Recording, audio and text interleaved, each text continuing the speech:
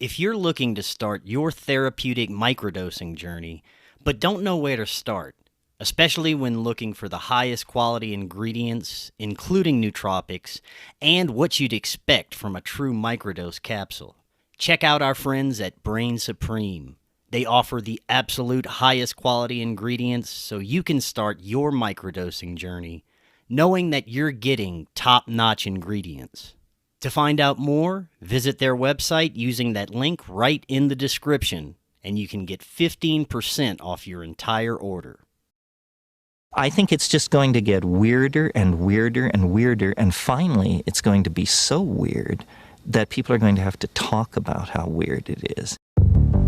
Eventually people are going to say, what the hell is going on?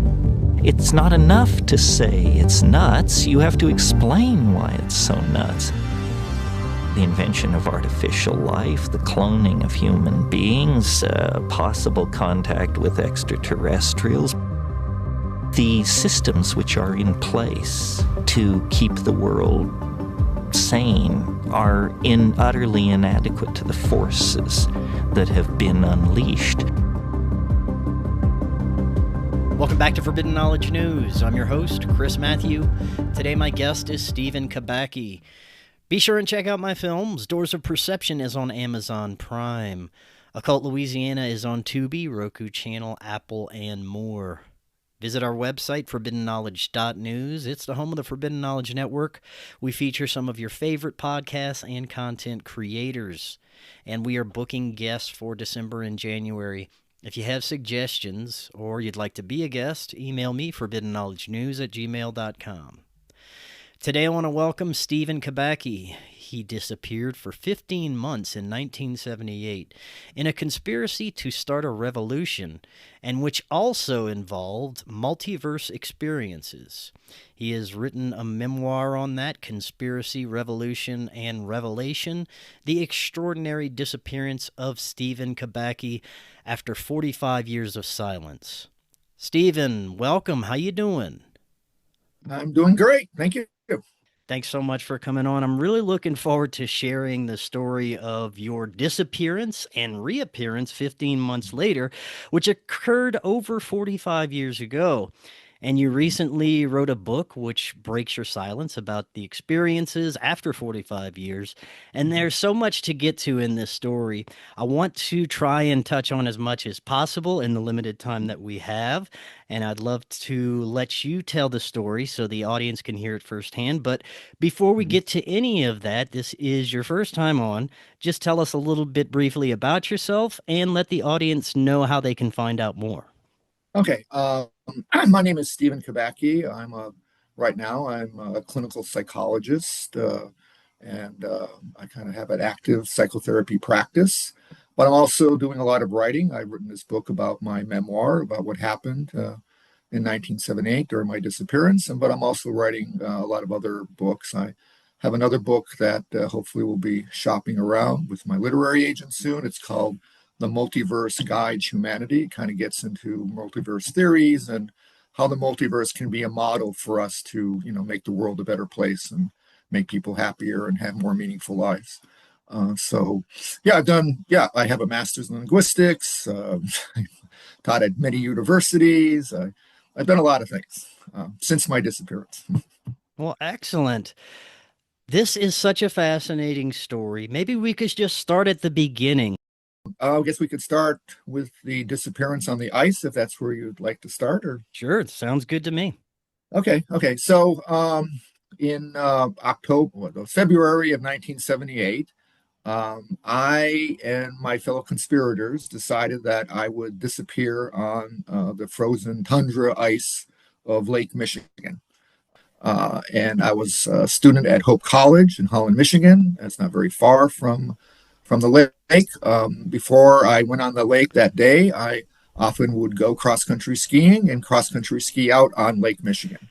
And that was in preparation for legitimizing my disappearance, or legitimizing that, in fact, I would do daring things and go out on the lake. And before that, I also did many kind of... Could you tell us a little bit about how you concocted the conspiracy? What brought the whole thing about? Oh, okay. Yeah.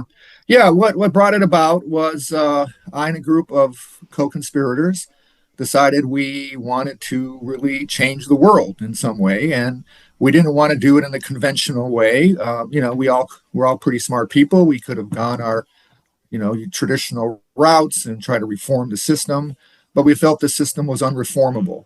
We felt the system was pretty much controlled by the rich and powerful, and that has not changed over over centuries. And sometimes it gets better. Some people do reforms, and things get better. There's better justice. There's better equality with income. A whole variety of things. But pretty much, the authoritarians, the sociopaths, stay in power and maintain that power with one another through various networks like corporate boards. If anybody knows about corporate boards, everybody's on everybody's corporate board. So that's why CEOs make so much money and a whole variety of things. So anyways, we wanted to change the world in a lot of excuse me, in a lot of different ways. We also felt that there was a lot of meaningless. There was a lot, even back in the 70s, there was a tremendous amount of addiction, meaninglessness among young people and older people too.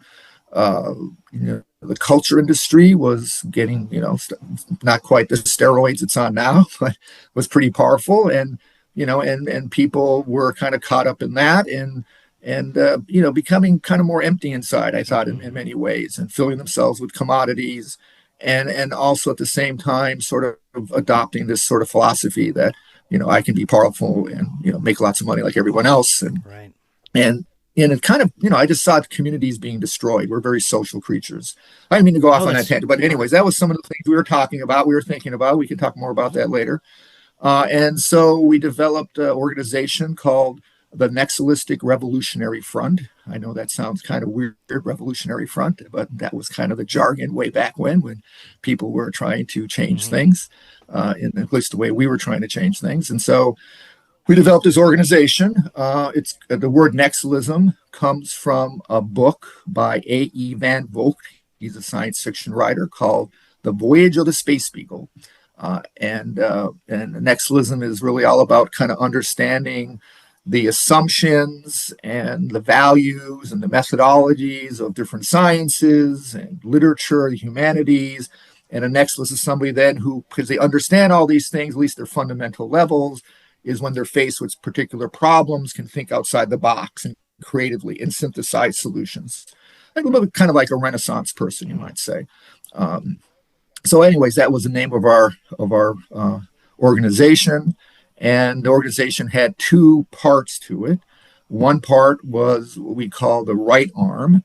And there were three people involved in that who were going to gain power and influence and wealth in the traditional sense. So one person was going to go into politics, one person was going to go into finance and business, and another person was going to go in religion. Okay. And so gain power and influence in that way. And so that was kind of the right arm, you might call the legitimate arm, in which, people have tried to do in different ways and various levels of success. And then what made our thing different is that also I would go underground. I would try to develop a people's resistance to the economic and political and cultural structures that are oppressing people. And so I would go underground. In order to go underground, the best way for me to go underground was to sort of disappear and assume a new identity. Okay. And then I would be free to do whatever I needed to do underground. And then sort of the vague goal, because you can't plan any of this, but, was that decades later, each of us would be in our positions where we're supposed to be, and then we would come together, the right and the left, and then we would be pretty difficult to stop with what we wanted to do in the world. Okay. So that was kind of the theory and the idea. In the book, there's lots of documents that I wrote and others and letters, and it's very interesting to kind of read kind of that kind of thinking way back then, though I think it's still pretty relevant now because of all that's going on in our society. It's pretty bad. In fact, things are probably 100 times worse than they were back in the late 70s in terms of authoritarianism and, the addictions that are going on and the sense of meaninglessness and, a whole variety of things. So So anyway, so I think the book addresses that, but yeah, so that was sort of the plan. And so then uh, I had to disappear. So where would I disappear? I was in Holland, Michigan, and the smartest thing, the idea was I would cross country ski out on the ice. So that's what I did. I cross country skied out on the ice. I planted my skis and left my backpack, and then I had a kind of unusual experience right then. This was sort of a surprise, very much a surprise. I was in a very highly intense, you can imagine, state of drama in my life. Though I felt inwardly kind of calm at the same time, because I was about to do what very few people have ever done, if anyone's ever done what we were planning. I don't think there's actually any historical precedence to what we were doing, and it was very extreme, but the extremeness was to counter what we saw as the extreme threats to the destruction of our environment and civilization. Right. So I did something very extreme. I did something very extreme. And on the ice, I had this, I kind of bifurcated, my understanding it now is kind of more in terms of the multiverse, that part of me went under the water or entered some interdimensional space. It's kind of hard to say, I have memories of that and what happened, where I met beings of light and kind of inside of an energy shell. And there was sort of this kind of unusual communication with light. That makes any sense, and colors. Right. I mean, light is kind of a wave, sound is a wave. So different ways of communicating, though I had no understanding of it. And I was communicated with in different ways, and been reprocessing all that information since then, though there have been other experiences after that too. And then another part of me sort of like bifurcated, left the ice as Nathan T. Stanfield. That was my identity as I left the ice. So there's this sort of kind of two parallel kinds of timelines going on, or worlds kind of going on at the same time. So that was. So let's explore that a little bit. Yeah, as sure. far as the circumstances that led to that state of mind, were you gradually falling into an altered state? Was there anything that you physically noticed that led to that? Well, I was a very heightened state of awareness and intensity. I'm about to do something, that nobody ever does. I was about to disappear, and it was a whole plot and everything behind all this. So and what I was doing was the linchpin to cementing everything. Basically, I guess, did you pass out, or did you lose consciousness in any way? Yeah, well, I don't know if you would say I lose consciousness, because I left the ice as Nathan T. Stanfield. I think what happened was I entered this other dimension. That's how I perceive it as now, is another dimension, and met these beings. And sometimes when people have post-traumatic stress disorder, when people have traumas, they can dissociate and see themselves above their bodies, or they go elsewhere. Sometimes they go to other universes. There's all kinds of obviously there's something clearly psychological, biological, but there's also something probably happening in a transcendental or multiverse way too at the same time. Right. Which I later learned and got into in terms of, it's called soul retrieval, where you try to find people's parts of who they are that are lost in different places. That happens with trauma. Very, it's a little similar to what psychologists do, or what you do kind of clinically. But so I had this, but mine wasn't a negative trauma. Mine was a positive one, a positive, intense experience, which led to a dissociation. That's how we think of it psychologically. And part of me entered this other kind of dimension. So that's how it looked. I didn't fall asleep or lose consciousness. That's, I guess maybe in a certain way, but there, I was pretty clear, when I left as Nathan T. Stanfield, I knew exactly what I was doing, and I walked off the ice, and then the whole story began with people trying to find me. That was quite a hullabaloo. Could you go into a little bit more detail about the dissociation into the identity of Nathan Stanfield? Is that something that just happened in that instance, like an instantaneous thing? Did you gradually start to have downloads of a different personality? Tell us a little bit about it. No, yeah. Let me I think there's a little confusion. Nathan T. Stanfield was my identity after I left the ice. Okay. And Nathan T. Stanfield was totally locked into the mission of the Nextalistic Revolutionary Front, the NRF. Though, as Nathan, it's kind of, there's the me under me in another dimension and me as Nathan. It's interconnected. Okay. It's not like there's no, though there was, in terms of dissociation, kind of not two sort of being separate but together. I don't know. It's very hard to explain. In terms of, I don't think we really understand how that happens. But there's in the multiverse and quantum theory, you can be, there are many, there are an infinite number of yous, at any time, and so I think that's kind of a way I kind of look at it now. So I was, we say I was Stephen under the ice or in this sort of energy shell. And then I had this sort of, might call it downloading of information. That's how I think of it. And it wasn't scary. I found it very benevolent and caring. But I think it's because also previous to that, I had previous experiences and I also did a lot of studying kind of in this area. And so I wasn't scared. And I think a lot of people have these interdimensional experiences, or they have, might call them UFO abductions. I mean, I'm not, and I'm not trying to in any way say there aren't UFOs picking people up and things like that. But I think sometimes people have something that's more interdimensional, like I had. And I think then who you are gets projected onto the experience. So if this is happening without your, any history, any knowledge of what's going on, it can be pretty scary. And then people then see, project what they want to make sense of it. So they might see, horrible aliens and reptiles and things getting implanted in them and all kinds of stuff.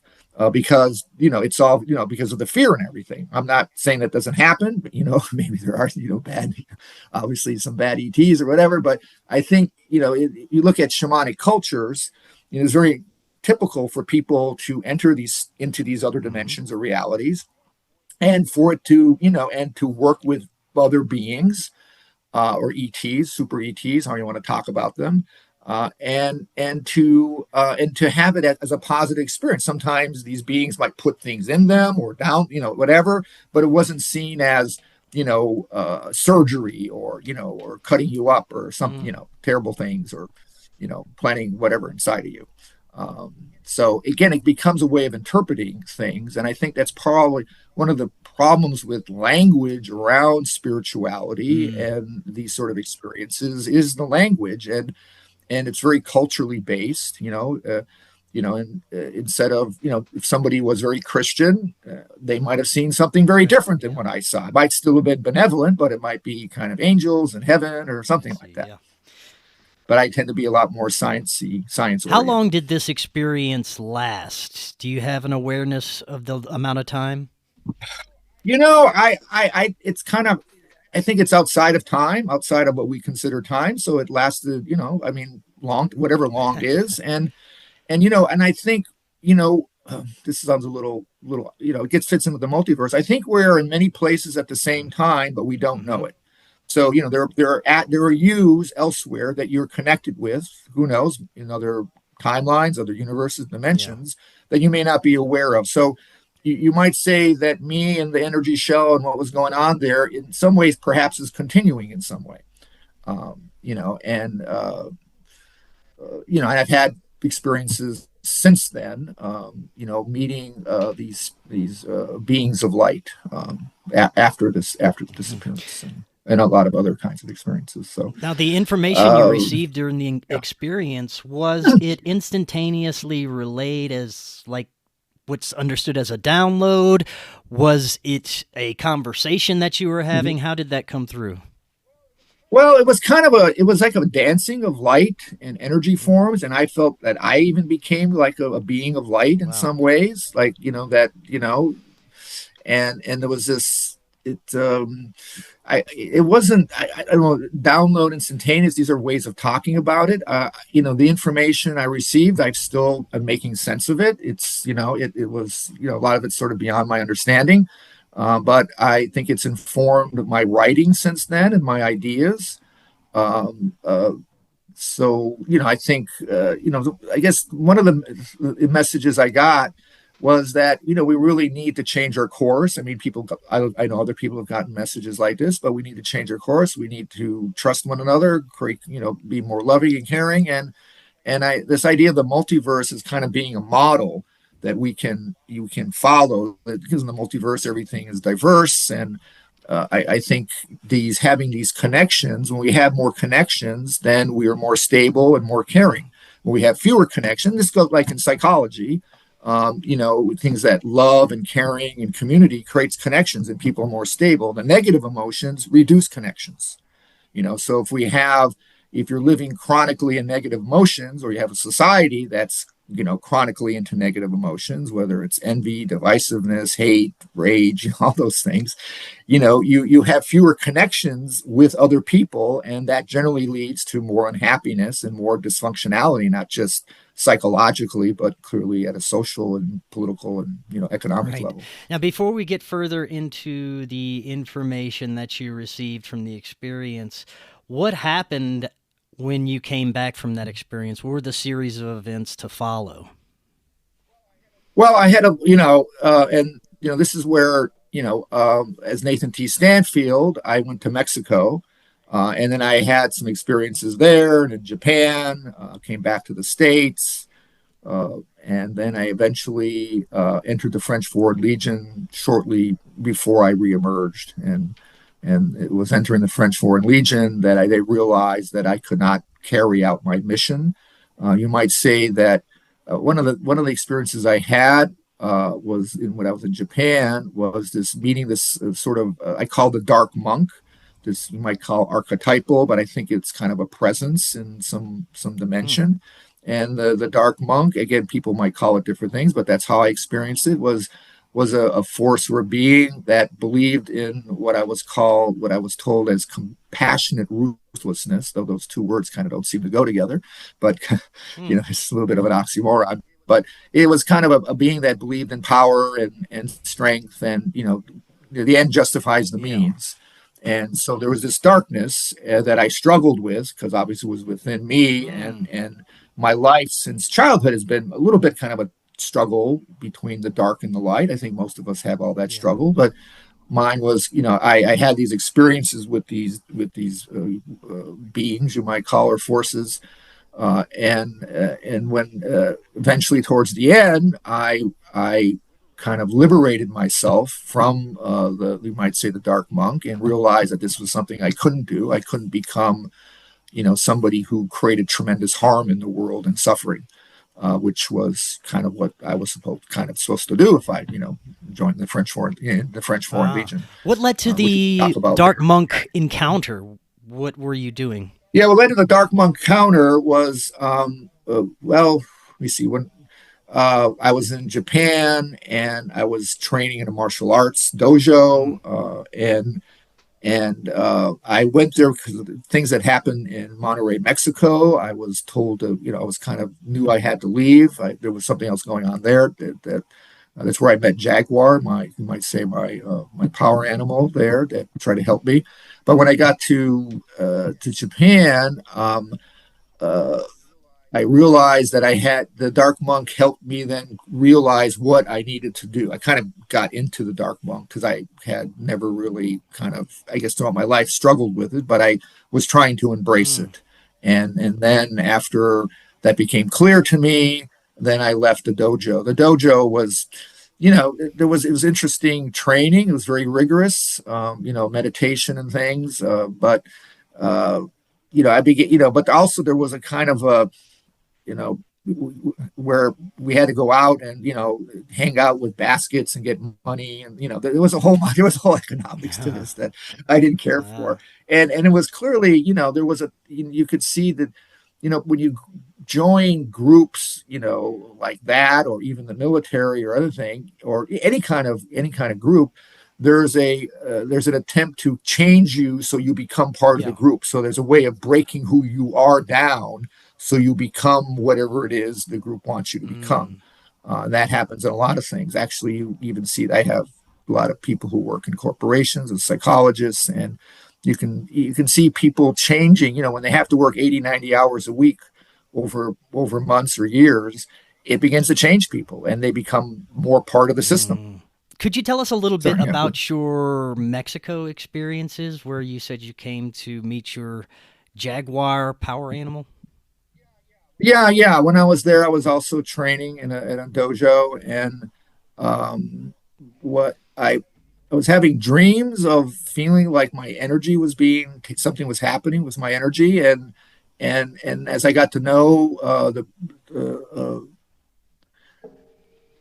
there were really brujos who were part of this dojo, that they were doing things, kind of shamanic stuff. You might say sorcery, trying to help people and doing this.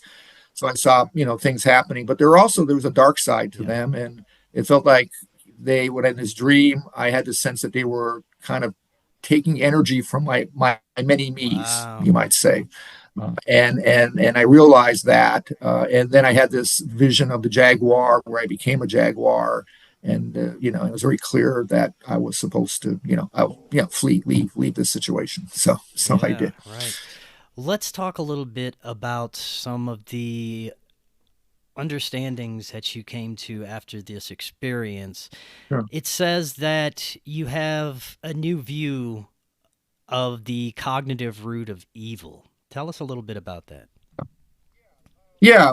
Well, one of the things that came is, and again, maybe, these kings come from various sources, probably, but I've come to the conclusion, and it comes from there, that certainty leads to harm and suffering. And you see this very clearly in politics and religion. You see this in individual personalities. When people are certain about something, then they usually cause harm to themselves. Obviously religions, there can be ideologies where people kill because they're certain about their beliefs. You see this in religion, you see this in politics, you see this in a whole variety of things. And you also see it in mental health issues. When somebody's very depressed, they are attached to their depression in some ways. They identify with it. Of course, they disidentify with it to some degree, otherwise they wouldn't be seeing you as a therapist. But there is a certainty about it, that this is the only way I can be. I'm stupid, I'm no good, whatever the cognitive thinking is, but there's a certainty behind it. And in psychotherapy, it's part of the job is to break this certainty down, so the person can see themselves in their many, many facets, not just they're a failure totally. So that, these gross generalizations are certainties, and they're very harmful psychologically, and obviously very harmful at a systemic and institutional level.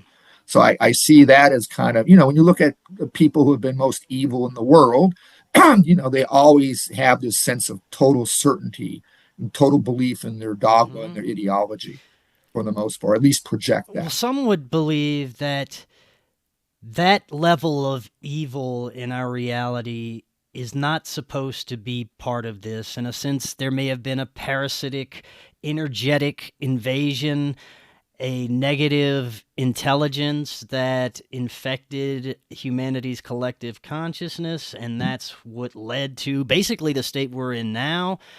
Some just believe it's multi-generational programming by these very powerful families, that it just pumped this ideology out to the next generation every time, so they stay in power and they stay psychotic, basically. What do you think?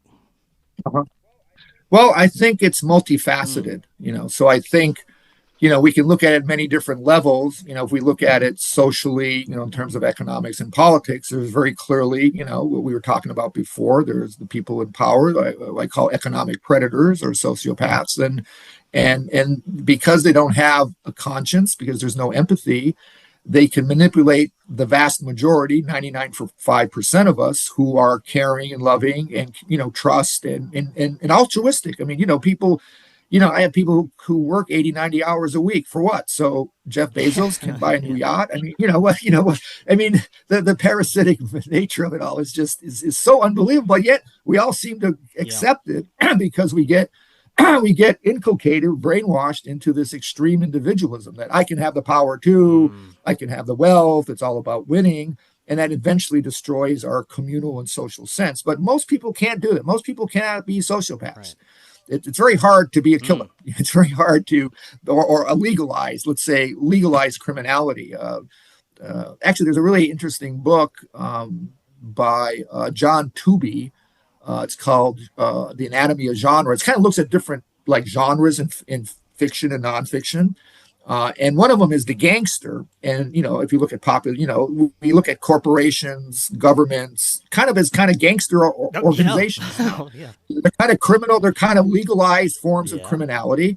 And the justice system supports, corporations, they can do whatever they want. And yet there's very little accountability because they're people after all. We know corporations are people, which is a complete crazy idea when you think about it. But yet it's completely, it's been around for hundreds of years in our, legal system and everywhere around the world. So it helps protect all that goes on and maintains, the various power structures. So, so there's that side. There's clearly, the psychological side of the emptiness people feel because, because we are social creatures, we need to connect, and so back in the old days, my father, I digress a little bit, my father was a union man and worked in tire factory, and he went on a number of strikes. Why did he go on strikes? Well, people back then went on strikes not just to make more money and have salary and better benefits. They did it for the future. They did it for others. It was altruistic, it was self-sacrificing. And the people who promulgate this extreme individualism don't want us to be self-sacrificing. They don't want us to be trusting. They don't want us to have communities. They want us all to be little individuals so we're more easily manipulated. And then then they create these false, communities, these as-if communities through social media and other ways, in order to fill the emptiness. But of course, it's never satisfying. And then all the addictions that go on. And then, so there's that. And then there's the scientific objective level that's very important. And I'm a very believer in space exploration and things like that.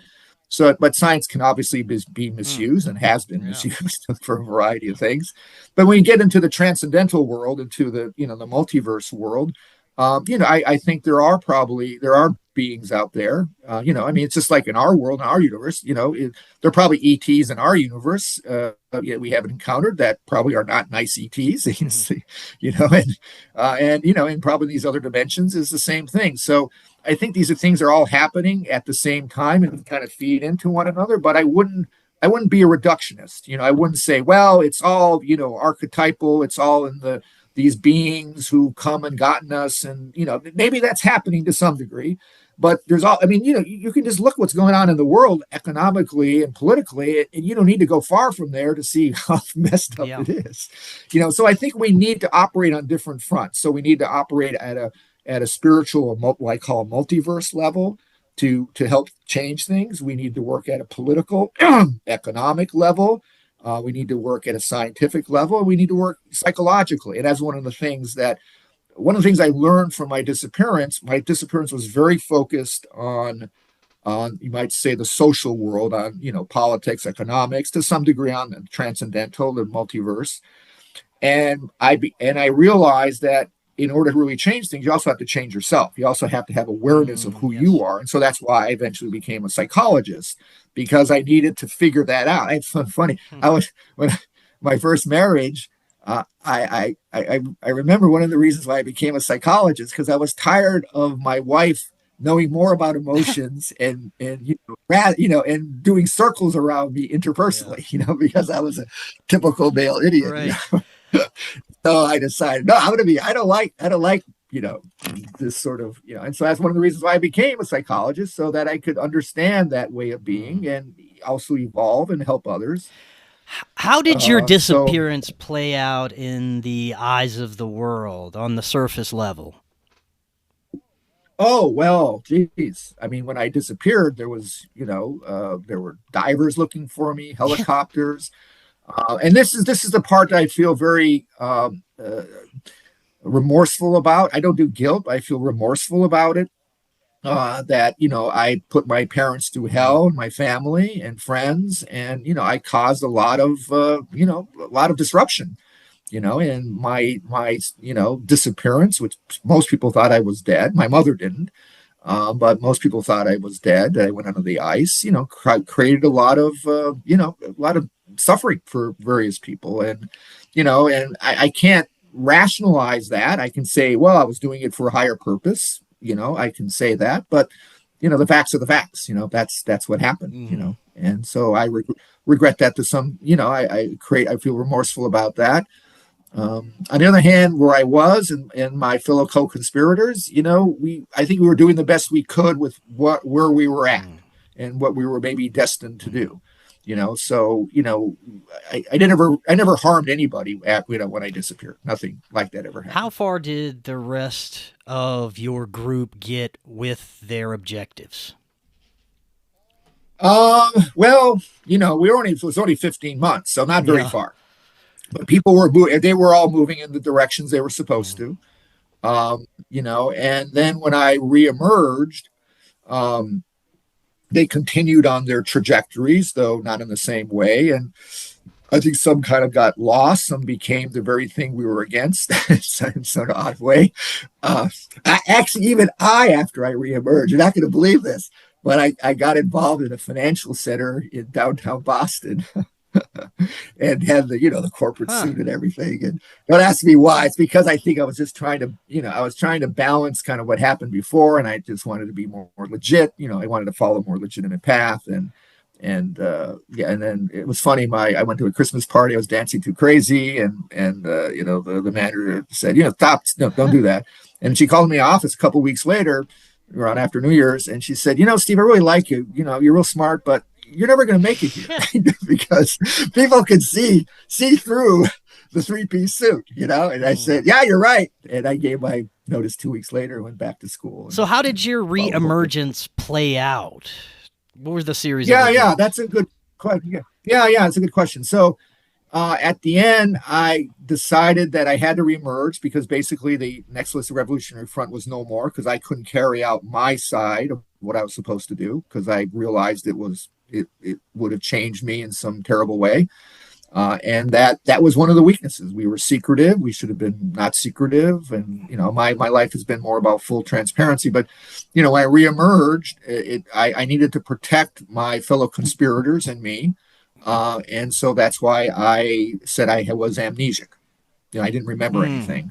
And this is a way to protect everybody so they could go on with their lives. And it was also a way for me not to be defined by those events either. But I protected my fellow conspirators because if it all came out, who knows, there could have been a lot of very negative implications with all that. And their lives would have been more difficult to move forward. So after I reemerged, which was difficult, I was very dissociative at the time. It kind of taught in the book, you'll see that kind of what's going on. And with sort of the energy shell beings and other things. And, my family was very happy to have me back. My mother and father and family, accepted me back very lovingly, though I would say some of the family were not, didn't believe the story or, felt still kind of angry about the whole thing.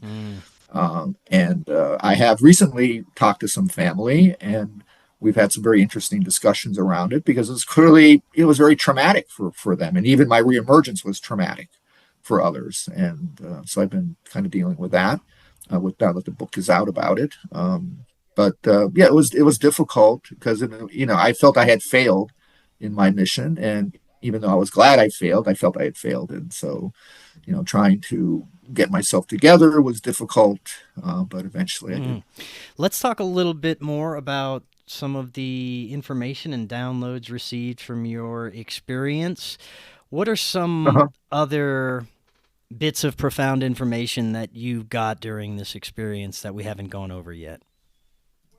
Well, it's sometimes it's kind of hard to say what I got loaded and what I've learned since then, but I think we can enter states of what's called, scientists call quantum consciousness. There's a lot of physicists who believe in quantum consciousness, and quantum consciousness is when your brain reaches a state that allows it to access the multiverse of the infinite possibilities. And in quantum mechanics, if an electron if it's not in relationship or interacting anything, could be anywhere in the universe, and in fact is everywhere in the universe until it interacts, and then we know where it is, or more probable where it is. So the more interactions there are between things, like a rock, they have all these atoms and molecules, they all interact, and so it stays the same over time. At least, at least what we understand as time. And that's called quantum decoherence. It stays the same. But when you get a state of quantum consciousness, what happens is you quiet the mind. Meditation can quiet the mind. It can quiet the established neural nets and all the chatter. And so there's less connections, it sort of simplifies things. So then that then enables you then to enter these other dimensions into the multiverse. And we do that without, dreams. Some dreams have kind of multiverse qualities to it because the mind is quieter, and then it has more accessible access to these other worlds. Though the access is always limited by our cultural background, our knowledge, our personal history of how we interpret it and make sense of it. I was going to ask you about dreams, but also different types of altered states, maybe induced by psychedelics. If this is having the same effect on our consciousness, allowing access to some of these realms. I have had plenty of experiences with psychedelics, but also have interviewed many who are in the research space. Example, the recent experiments being done on DMT and mapping the DMT realms, which is fascinating that science is becoming aware, not only aware, but trying to explore the possibilities of accessing some of these realms. Yeah, yeah, yeah. Yeah, I think, science is very important here because science is focused on methodologies and procedures and replication and reliability.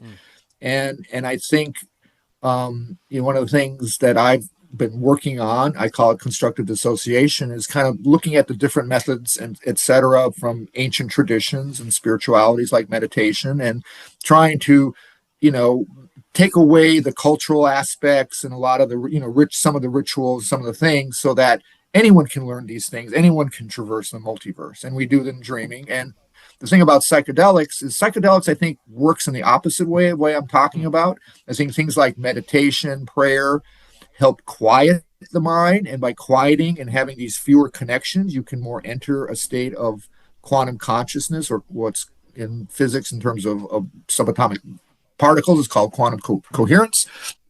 So you can be many places, but I think psychedelics does the opposite. It floods the mind with new information, because all your neural nets are lit up. And by that influx, that overwhelming information, it overwhelms the established neural nets, and so then that enables you then to enter these other dimensions. And so I think it's kind of the opposite.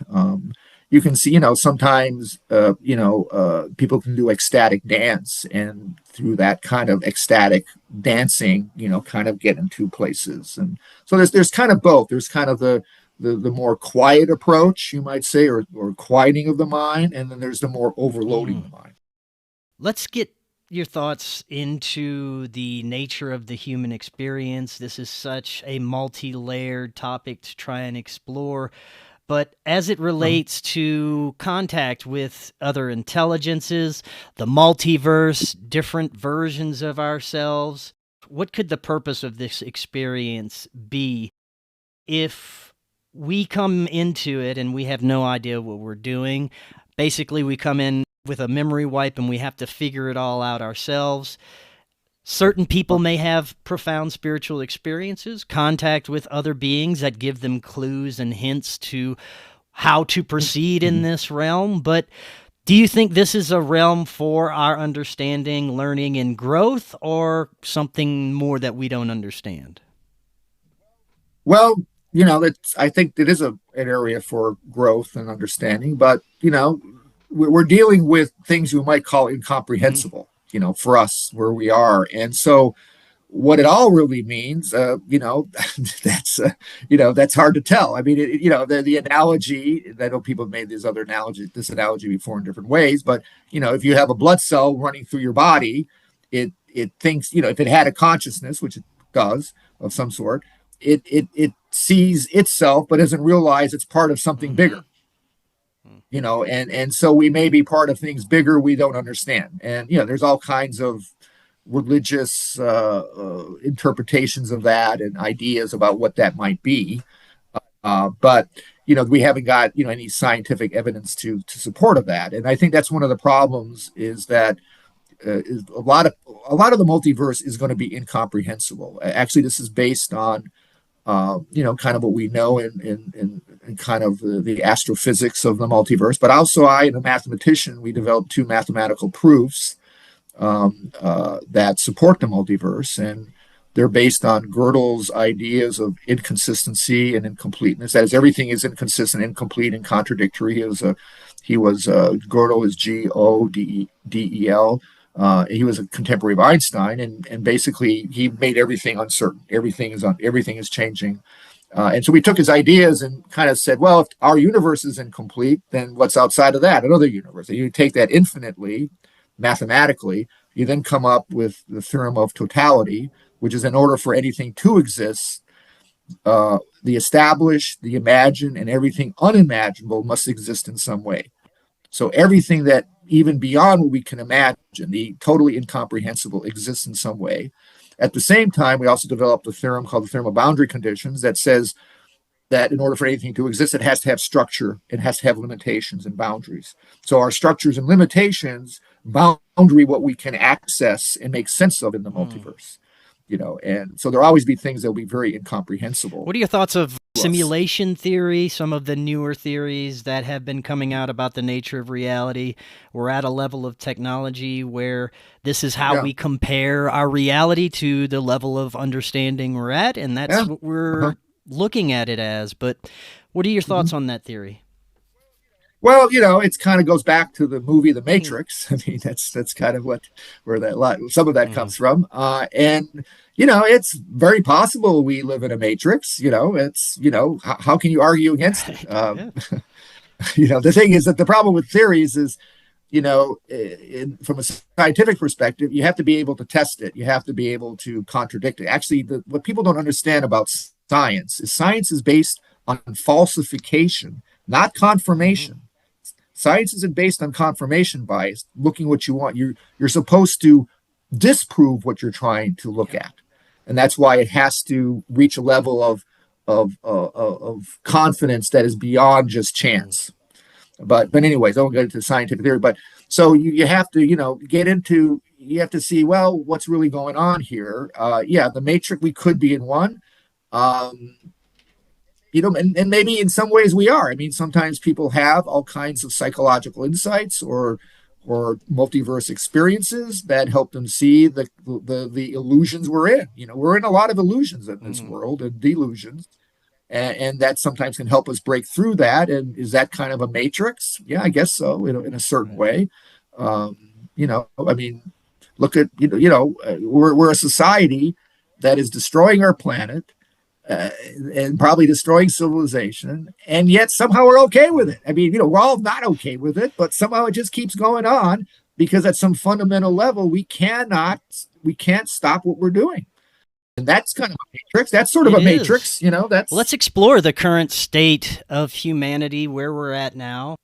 For the past few years, there has been what is perceived to be an awakening, people becoming aware of things, people becoming aware of the level of corruption and how much the system is anti-human in a sense. And this is causing a lot of upheaval, a lot of chaos, a lot of distrust of our systems and government. And on top of that, we're introduced to social media, AI, and these algorithms that keep people programmed in certain boxes. And we're at a state of destruction and chaos, honestly, where our systems are breaking down. They can no longer sustain themselves. And there's a level of psychosis for people who are deeply programmed and trying to get answers, basically. What are your thoughts on where we're at and how to navigate it? Well, where we're at is not very Hmm. good. I mean, what you just stated makes that very clear. I don't think people would argue with that. Yeah, people have different takes, and there's a lot of denial about what's going on, tremendous denial. But again, the denial's there is to maintain the power structures that are, and changing it is going to be very difficult. I think the problem with reform that's been going on, if we look at, let's say, distribution of wealth, there's this one thing, is that it kind of changes things a little better, but the system continues. The people who are very rich, the people who are very powerful, yeah, maybe they give up a little of their money, but the system doesn't change, and they continue to do what they want to do. So the Amazon's being destroyed. It has been, and still continues to be destroyed for lumber and a variety of other things. And who cares about the biosphere? Who cares about what else is there? It's all about making money and power. Power actually is a bigger one than money. And so how do we change that? I think the way, there's a lot of good critiques out there about what's going on in the world. I mean, tremendous, brilliant books by brilliant authors, and the problem though is I'm not really seeing, and I don't know if I really have anything here. I hope I do. That's really constructive. How do we change things? How do we make things different? And I think we begin to look at the very kind of the way we think of economics as one of them, and governance, and begin to change that. People are doing things, and we need to develop a sense of community. For example, I know it sounds a little radical, but people who work in a big corporation, the IT corporation, why don't they just all get together, leave the corporation, or some of them, and start a really different way of doing business, where everything is democratic, total accountability, some basis on merit, and get rid of the overlords. I mean, there's no reason why we can't do that, but it's very hard because as time has gone on, community has broken down. We have less and less trust of one another. And that makes it difficult for people to do that. And, who wants to give up their big bank accounts, or who, people are afraid, and when you keep people in a state of fear, it's very hard for them to trust others. And so this is the problem, is we're social creatures, but the system wants us to become asocial, as you call dehumanized, so that we then are more and more easily manipulated. And we need to get together. We need to have, when you look at it, I mean, why aren't there more unions? I mean, why aren't people fighting back? People can, here in Seattle, people can't afford, people working 2 or 3 jobs to pay the rent and food and or credit card, credit card maxed. They can't survive, I mean, but yet somehow, when you talk about, well, let's all get together and develop unions or do something, people can't seem to be able to do it. They're terrified. And they've also bought into the system. And we have, this addiction, through sports. I like sports too, but people live through sports. They live through their social media. They live through all these as if communities.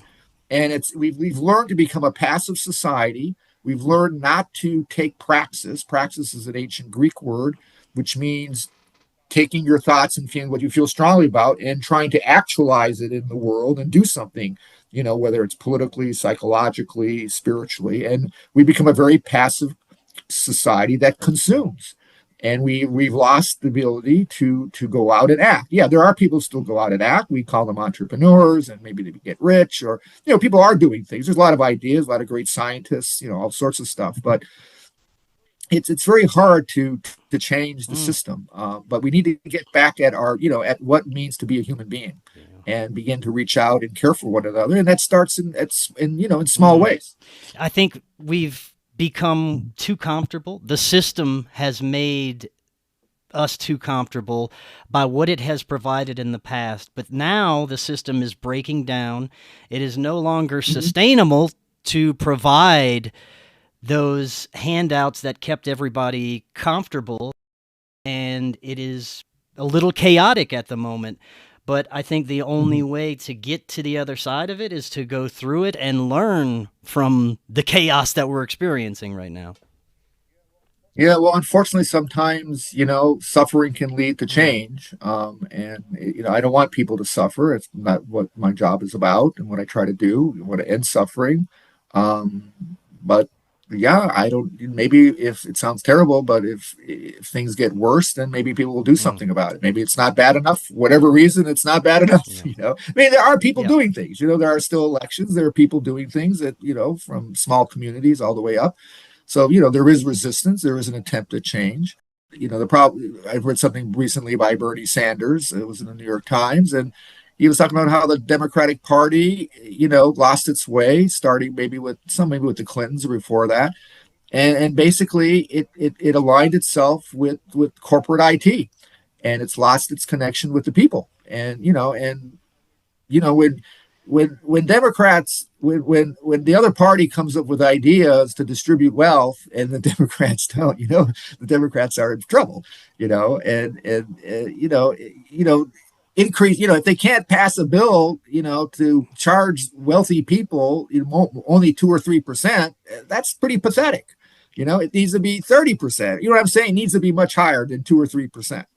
So, and so there's a lot of co-opting that goes on, and this is a problem that we were facing back in 1978, is the way we saw things, which is why we did what we did. Again, it sounds like a rationalization, but we didn't want to be co-opted. We saw people were co-opted, get into the system and only care about making money and power and fuck everyone.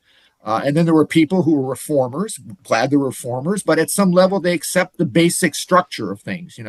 Yeah, there's still there's still zillionaires and the poor, and the 5% own 95% of the wealth. And, yeah, we can, change things a little bit here and there, make things a little more democratic, a little more. And then you have people who are marginalized. Another thing is we don't want to be marginalized. I could have gone into academia. Actually, I did go into academia at some point in my life for about 14 years. But that's where you get rid of people who have radical ideas. You marginalize them by putting them in mm, academia yeah, because yeah, they can write all kinds of interesting books and this and that, but they're marginalized. Yeah, they have an audience of some students or something. So they get, so there's a lot of marginalization, or people get exploited. Very intelligent people get sucked into very we'll say evil corporations or things like that, are doing bad things, and the corporations can pay them a lot of money, but exploit their intelligence. So it's very hard to change things because we're being pulled in many different directions. And right. We're at a very interesting point, I'll say that. Last few minutes we have, tell us a little bit about what's next for you. oh, thank you. What's next for me is I'm trying to get my next book out, The Multiverse Guide to Humanity, which is kind of looking at the multiverse and how it can be used to make sense of our world, help connection, and yeah, address some of our human conflicts and help us, regain what you were talking about, becoming more human, becoming a German. In German, it's more Mensch, becoming a more of a Mensch. And so there's a lot in there. And then I'm also working on a couple other books. One is called The Sane Society and the Infinite Finite Personality, where I kind of look at what we can do to increase, you might call, kind of a positive action in the world versus repressive action. There's a lot of forms of repressive action. And it always happens when one world dominates another world, like the scientific dominates the religious dominates another. These or the economic. When there's forms of domination across systems, then this leads to all kinds of form of repressive action. And then another book I'm working on is planetary economics and governance, and that's kind of a reworking. That's probably my most ambitious, in some ways, most radical book. It's really looking at changing the way we think about economics, the basic, right at the most basic things. Like scarcity is really an Mm, illusion. We live in a world of abundance, yet that's one of the primary concepts. Economists talk about what's rational. What's rational in economic theory, standard economic theory, is total self-interest. This goes against everything we know in psychology, anthropology, and sociology. People are social creatures first. And then, we are individuals and social creatures, but we're not governed by extreme self-interest. But yet that's the basis of most economic theory, modern economic theory. I mean, it's unbelievable how much nonsense there is in modern economic mm, theory. And yet we have these priests, and people on the talk shows, and about, and the problem with economics is no predictability. You can't predict history, and yet there's all this attempts at prediction. And yeah. My little story is you get 200 economists together. One of them has a prediction for the future. One of them statistically is going to be right, and that person gets a Nobel Prize. I don't mean to demean people get the Nobel Prize, but just Anyways, so those are some of the things I'm working on, and you can find some of this stuff on my website, StephenKubacki.com, just StephenKubacki.com. So some of that's on there. Excellent. Yeah. And that is the best way for people to find out more is from your website? Yeah, from that website. And hopefully I'll be getting some more things out in the future. Well, we will have links to that in the description. Stephen, thank you so much. Until next time, everyone, have an excellent evening. We will talk again tomorrow. We'll see y'all then.